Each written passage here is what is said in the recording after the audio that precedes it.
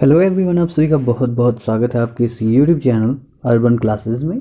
और आज की इस वीडियो में हम आपसे डिस्कस करने जा रहे हैं, क्योंकि हमने पिछले वीडियोस में हमने आपसे डिस्कस किया था भारत की जलवायु के बारे में कि भारत के अंदर शीतोष्ण जलवायु है और कहीं पर गर्मी ज़्यादा मिलती है, कहीं पर ठंड, ऐसी विषम जलवायु देखने को मिलती है। कहीं पर सूखा रहता है और कहीं पर बारिश ज़्यादा प्राप्त होती है। तो आज का वीडियो बहुत ही इंटरेस्टिंग होने वाला है। चलिए, आज के इस चैप्टर 4 में हम टॉपिक में एनसीईआरटी सेक्शन के अंदर हम करने वाले हैं मानसून का आरंभ। 19वीं सदी में यह व्याख्या की गई थी कि गर्मी के महीनों में स्थल और समुद्र का विभेदी तापन ही मानसून पवनों को उपमहाद्वीप की ओर चलने का मंच तैयार करता है। अप्रैल और मई के महीने में जब सूर्य कर्क रेखा पर लंबवत चमकता है, ठीक है, यानी सूर्य जो कर्क रेखा है उस पर सूर्य सीधा चमकता है, तो हिंद महासागर में उत्तर में स्थित भूखंड पर अत्यधिक गर्मी होने के कारण वहां पर क्या है, उत्तर पश्चिमी भाग पर एक न्यून दाब क्षेत्र तैयार हो जाता है। आइए इस मैप के हिसाब से समझेंगे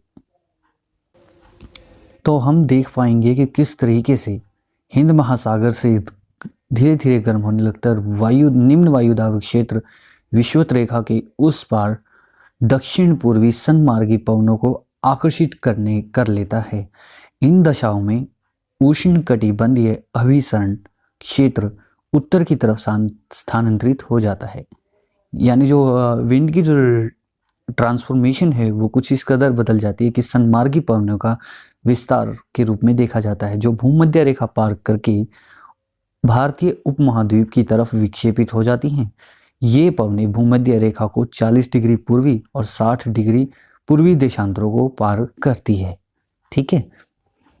और अतः उष्णकटिबंधीय अभिसरण क्षेत्र में स्थिति का परिवर्तन हिमालय के दक्षिण उत्तरी मैदान के ऊपर पश्चिमी जेट प्रवाह द्वारा अपनी स्थिति में प्रत्यावर्तन से भी है, क्योंकि पश्चिमी जेट प्रवाह से खिसकते ही 15 डिग्री उत्तर अक्षांश पूर्वी जेट प्रवाह विकसित हो जाता है।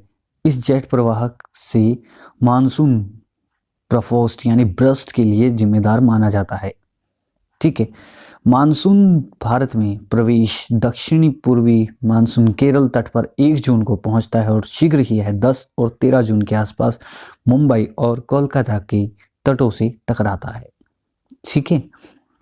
और मध्य जुलाई की यह दक्षिण पश्चिम मानसून प्रभावाधीन हो जाता है। अब वर्षावाही तंत्र और मानसूनी वर्षा का विवरण हम समझेंगे। तो उम्मीद करेंगे कि आप इस वीडियो को लाइक और शेयर अपने फ्रेंड्स के साथ करेंगे, और क्योंकि इसमें डेटा थोड़ा सा कम है और फैक्ट्स ज़्यादा हैं।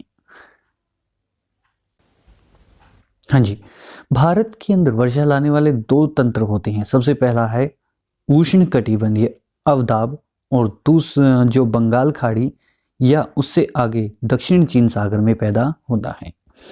उत्तरी भारत के मैदानों में यह वर्षा करता है और दूसरा तंत्र अरब सागर में उठने वाली दक्षिण पश्चिमी मानसूनी धारा है जो पश्चिमी तट पर वर्षा करती है।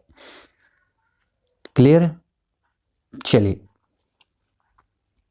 पश्चिमी घाट के साथ साथ अधिकतर वर्षा पर्वतीय है, जो कि आर्द्र हवाओं के से अवरुद्ध होकर घाट के सहारे जबरदस्ती उठने से होती है, ठीक है। पॉइंट नंबर 1 बनेगा इसमें से ये वाला, एक सेकंड, हाँ जी, ये वाला, और सेकंड बनेगा ये, ठीक है। समुद्र तट से दूर घटित होने वाली मौसमी दशाएं तथा इसमें पॉइंट कटे हुए हैं। और दूसरा हमारा बनेगा अफ्रीका के पूर्वी तट पर भूमध्य रेखा जेट प्रवाह की स्थिति, ठीक।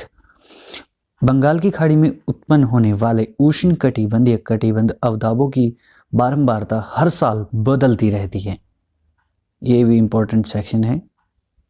बंगाल की खाड़ी में जो उष्णकटिबंधीय अवदाब यानी जो प्रेशर होते हैं उसके अंदर, तो वहाँ पर जो उसका जो रेशियो है वो हर साल बदलता रहता है। कभी प्रेशर कम होता है तो कभी ज़्यादा होता है।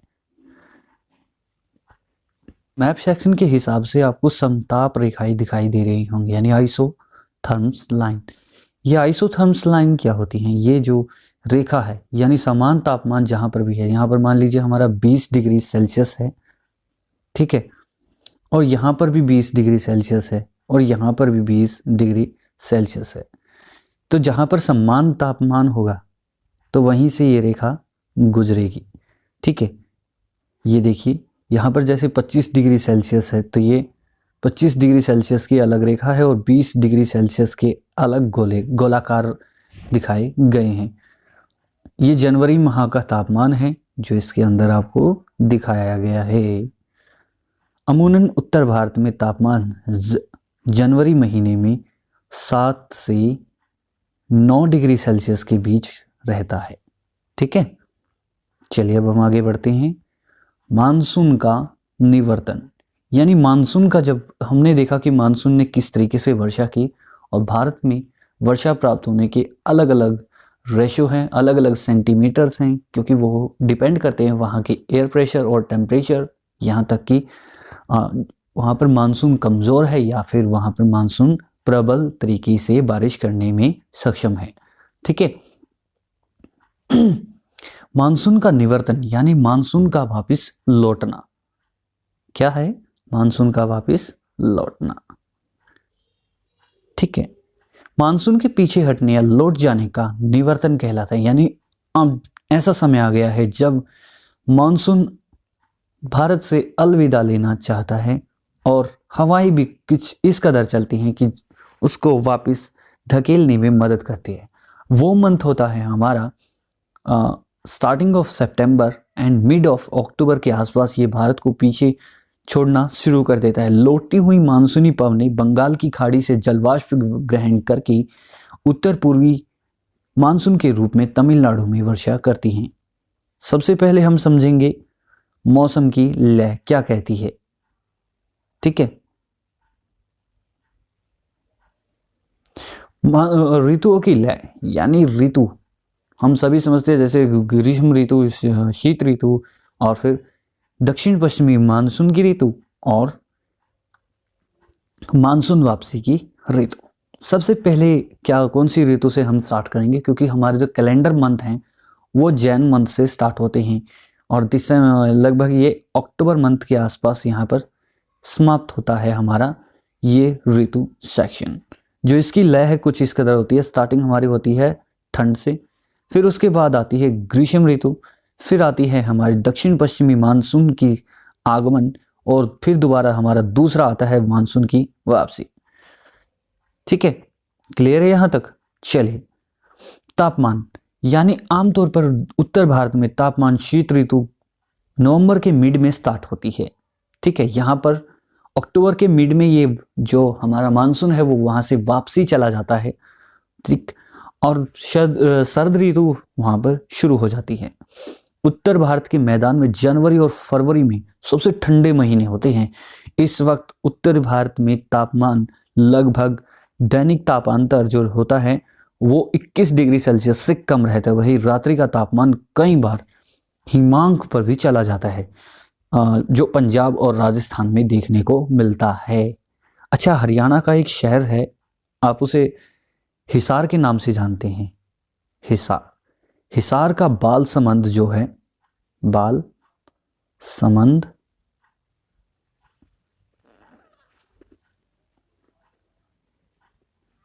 जो कि हिमांक टेम्परेचर पर पहुंच जाता है इन दिनों, यानी जब जनवरी और फेब के बीच के जो दिन होते हैं उस वक्त वहां पर टेम्परेचर 0 डिग्री सेल्सियस यानी पाला जमने की स्थिति कई बार देखने को मिलती है।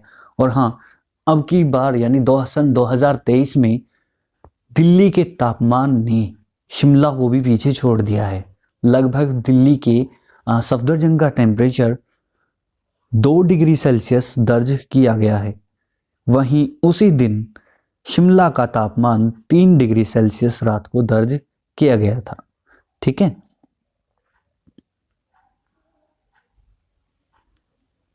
निकटवर्ती हिमालय की श्रेणियों में हिमपात होने के कारण शीतलहर की स्थिति उत्पन्न हो जाती है। फरवरी के आसपास कैस्पियन सागर व तुर्कमेनिस्तान की ठंडी हवाएं भारत में शीतलहर ला देती हैं। ऐसे अवसरों में उत्तर पश्चिमी भागों में पाला और कोहरा पड़ता है। ठीक है। हाँ जी।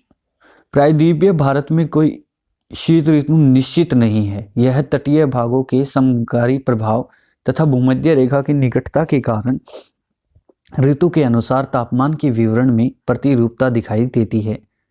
ठीक है, सॉरी। तिरुवनंतपुरम में जनवरी के मध्य में, जो तिरुवनंतपुरम जो साउथर्न पार्ट ऑफ इंडिया है, तिरुवनंतपुरम जो है वो भारत के इस इलाके में पड़ता है यहाँ पर, वहाँ का टेम्परेचर लगभग 31 डिग्री सेल्सियस जो है वो मैक्सिमम दर्ज किया जाता है। वहीं हम उत्तर भारत के राजस्थान की बात करें तो वहाँ पर तापमान हमारा लगभग 5 से 7 डिग्री सेल्सियस के बीच में दिखाया जाता है।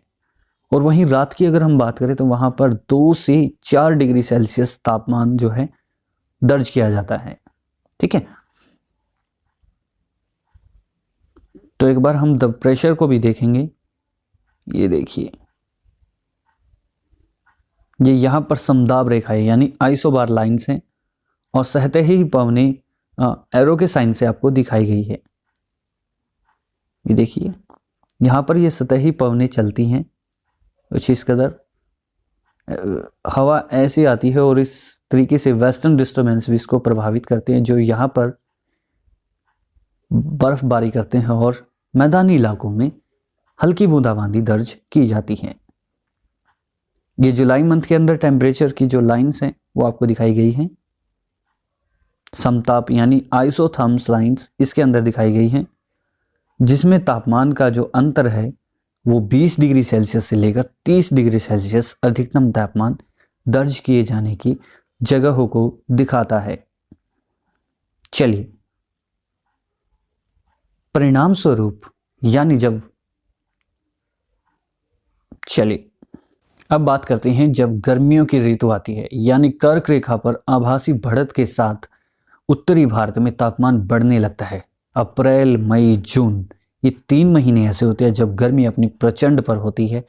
तापमान 30 से 32 डिग्री सेल्सियस और लगभग दक्कन के पठार के दिन का तापमान 38 डिग्री सेल्सियस, जबकि गुजरात और मध्य प्रदेश में तापमान 43 से 38 डिग्री सेल्सियस के बीच में दर्ज किया जाता है।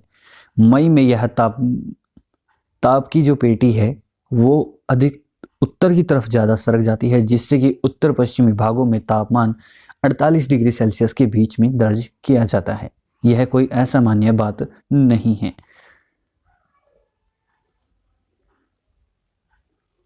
चलिए, क्षेत्रों में ऊंचाई के कारण तापमान 25 डिग्री सेल्सियस से कम रहता है। कहाँ पर? अच्छा, जो हमारे पर्वतीय क्षेत्र होते हैं, एक सेकेंड, जहाँ हमारे पर्वतीय क्षेत्र होते हैं, स्थलों का तापमान 38 डिग्री सेल्सियस के बीच में है, तो वहीं ऊंचाई पर बसे हुए शहर, गांव है या शहर हैं, उनका तापमान लगभग हमारा 25 डिग्री सेल्सियस के बीच में दर्ज किया जाता है। क्लियर है? चलिए, फिर बात आती है हमारी दक्षिण पश्चिमी मानसून की ऋतु, जिसको हम पीछे समझकर आए हैं।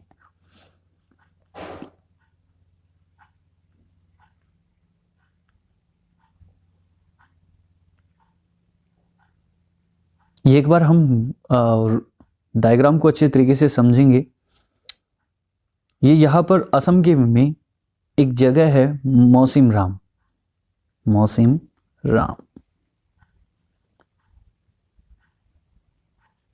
मौसिम राम का जो बारिश है वो लगभग 200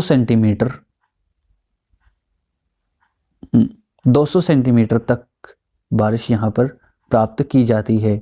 वहीं ये जो यहाँ पर जगह दिखाई दे रही है तेलंगाना, पश्चिम बंगाल, वहाँ पर लगभग 100 से 200 सेंटीमीटर वर्षा प्राप्त होती है।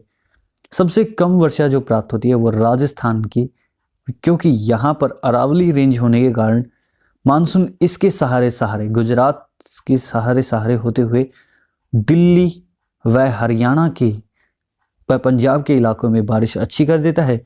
वहीं उसकी दूसरी ओर राजस्थान को सूखा स्थल के रूप में देखा जाता है, जो कि हम रेगिस्तान के रूप में हम इन्हें जानते हैं।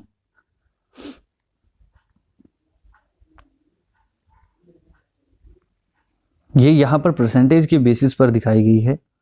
जो परिवर्तिता यानी वर्षा जो है वो सबसे ज़्यादा 60% यहाँ पर देखने को मिलती है, और वहीं 30 से 60% यहाँ पर, ठीक है, और 15 से 30% भाग जो है वो ये यहाँ पर 15 से 30, और यहाँ पर 15% से कम आपको देखने को मिलता है परिवर्तन जो है इसके अंदर, ठीक है। और परंपरागत ऋतुओं के बारे में आज हम समझेंगे, और इस वीडियो के अंदर हम आपको दिखाएंगे कि बसंत ऋतु जो हिंदी कैलेंडर है जो भारतीय का है उसके अंदर बसंत ऋतु चैत्र से बैसाख मंथ के बीच में होती है। ग्रीष्म ऋतु जेठ व आषाढ़ में होती है। वर्षा ऋतु श्रावण और भाद्रपद महीने में होती है। शरद ऋतु आश्विन और कार्तिक माह में शुरू होती है। हेमंत यानी मर्गशीर्ष और पोह मंथ में होती है। शिशिर यानी माघ और फागुन में होती है। अब जो चल रही है वो ये वाली ऋतु इस वक्त आप महसूस कर पा रहे हैं। शिशिर यानी सर्दी बहुत ज़्यादा हो रही है, ठीक है। ये हम ग्रेगियन कैलेंडर के अनुसार मंथ समझेंगे। अप्रैल मार्च मई जून, और हमारा फिर है सितंबर अक्टूबर नवंबर दिसंबर और जनवरी और फरवरी। उम्मीद करते हैं वीडियो आपको बहुत ही अच्छा लगा होगा। वीडियो को लाइक और शेयर करना ना भूलेंगे। मिलेंगे नेक्स्ट वीडियो में किसी नई जानकारी के साथ, तब तक के लिए मैं इजाज़त दीजिए। जय हिंद, जय भारत।